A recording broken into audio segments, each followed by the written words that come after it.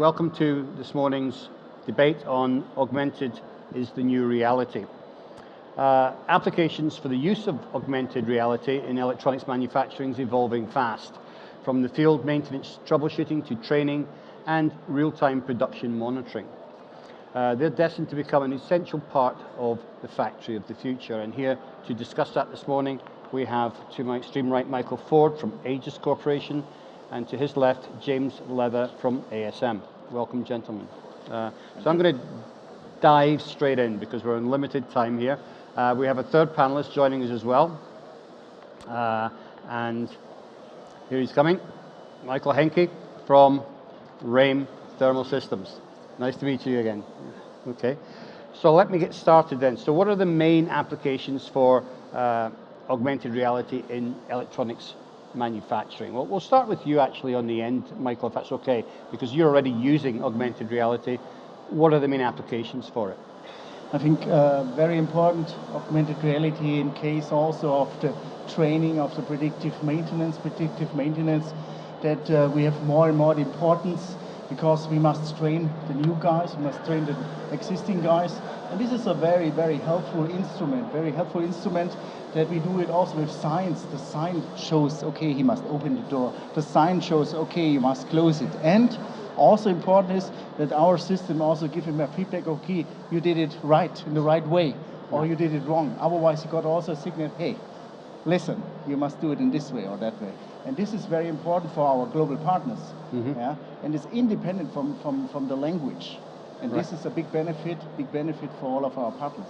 And we can also show this augmented reality to the complete line solution.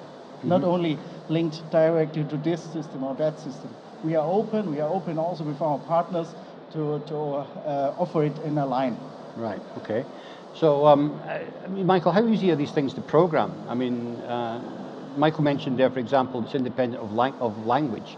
So, are you programming different subtitles into it, or how is this working? What we've seen over the last couple of years, where we've seen demonstrations of augmented reality, you go to the trade show, Hanover Fair was full of them, you see all of these systems. What you don't see are the hours and hours and hours of engineering effort that's gone into setting these things up. So it appears as though anybody can do it, but actually they can't. It is the people like yourselves who are already investing in this technology, and from our perspective, what you set up in our system, I mean, we have paperless documentation that provides kind of step-by-step assistance to the operators electronically.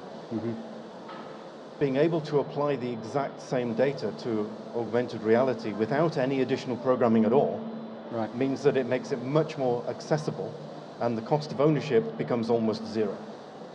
So instead of being something that is very, very difficult to set up and very expensive and not very practical in situations other than very specific applications, actually it can be part of the mainstream as long as we integrate it with the machines. And in our case, we integrate that with our MES solution, so we are providing that assistance for manual operations. Right, okay.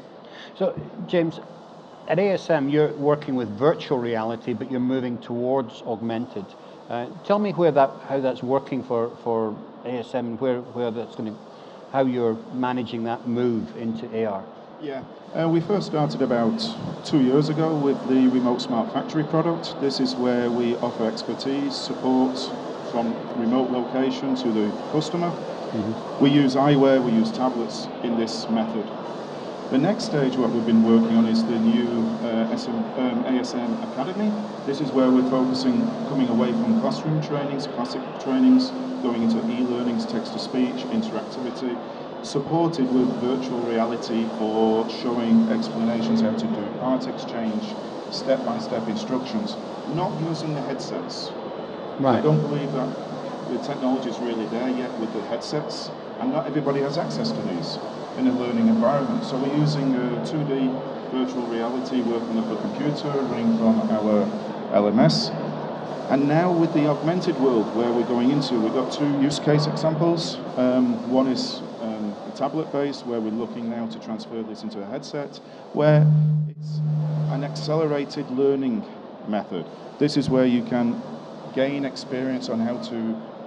You've gained experience inside the learning environment, and now you're inside the real environment. So you need a mixed reality vision of how to change a part and guidance. And so what, you're using animations and Yes. and how to explain how to change a part? Twin factory overlays. We're overlaying it where you can take the covers off the double, and you can see the internal objects. Right. We get the explanations how this works, explanations how to take the parts out, how to do the maintenance, or the maintenance instructions. It's a way of bringing the information to the person when they need to know it. Yeah. No, it's true. Now, Michael, you've got a wonderful system that you demonstrated a couple of years back even on reflow ovens, how you can actually see the reflow oven profile in real time, which was quite incredible. Yeah, very important nowadays is one point, predictive maintenance for sure, that we already explained to you. But second important point is also an overview about the process technology. What happened in your production. Yeah. And with the glasses, you can easily identify, for example, the reflow profile. You can see also the actual temperature. You can see also identify is the process in the right way, in the right range. And if you have some issues, you can react immediately. Right. And this is a big benefit. And the second point is also about the training, that we have also used the glasses as an offline system with the animation, so you can train and bring them to a different level. Your operators, your maintenance guys, your process guys, train the process, training on the job, also with the assistance of the glass. And this is very important with the augmented reality. Yeah, and there because we see also the benefit. Yeah, because James mentioned that they don't like the idea of the glasses too much, but I mean, I think you need the glasses for some applications, don't you? Yeah, that's right. But normally you use the glass as a starter.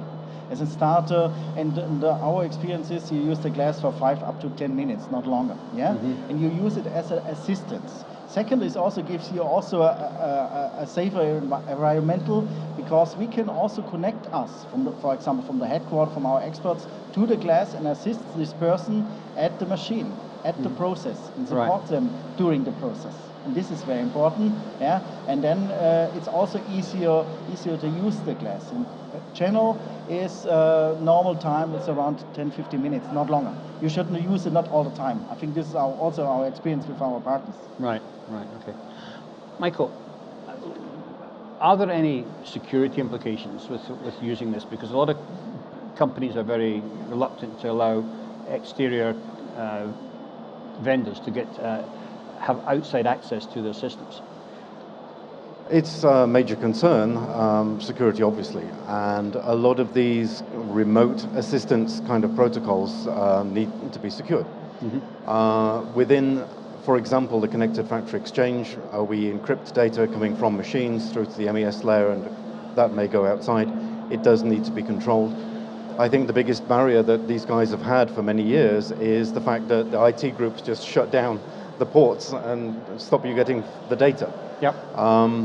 So whenever things are open, there is a real risk, and I'm sure these guys have built in the adequate kind of security measures to do that. We certainly have when we take our data from the MES layer within the factory into the cloud to provide a kind of a hybrid cloud operation. So there are technologies to do it, but we mustn't forget about that, for sure. Right. Okay. James, I mean, for a company thinking about using this for practical use, I mean, how expensive is it to get involved in this? Is it an expensive item to add with the support? I mean, how does it work? I mean, first of all, you've got to understand where you want to roll this out within the factory. Is it really going to be rolled out to all the operators in the factory? My vision there is it won't be. We have other guidance systems for the operators. We have like Command Center, which will assists information what the operators need to do. Where we really see the augmented side coming in, additional to the training, is also for the less frequent activities like upgrades of the machines, maintenance activities, or corrective actions. Right. And this is where the augmented world really does help with glasses. Glasses are important, so your hands are free. Excellent. I would take that a step further. I've been in front of a couple of customers. We've talked about our new product, Factory Optics, and the idea of having a headset on assembly people where they are able to just, like with a blink of an eye, read a barcode, visual feedback, voice feedback. It's all of this kind of stuff. It's exciting. We've got to understand that people who work in the factories of the future are the guys and girls who grew up playing video games. Right. They've been wearing these headsets for 24 hours at a stretch, and they're Having your much hands more free is comfortable going to be with a it. big thing as well. This is it. So putting a headset on me, I'm going to get neck ache and eye ache and all kinds of problems. But we're talking about newer generations of hardware coming along that are lighter with better battery life, which we're now using. We've seen cases where people are using these for extended periods without discomfort, and the productivity increase, the kind of traceability, data acquisition increases. The justifications almost write themselves. Right. And I have, without any exceptions, all of the people I've spoken to said, yeah, I want it now. Right. Okay, we need to work out how that's going to happen, but basically they're very enthusiastic because it's very attractive to new people coming in.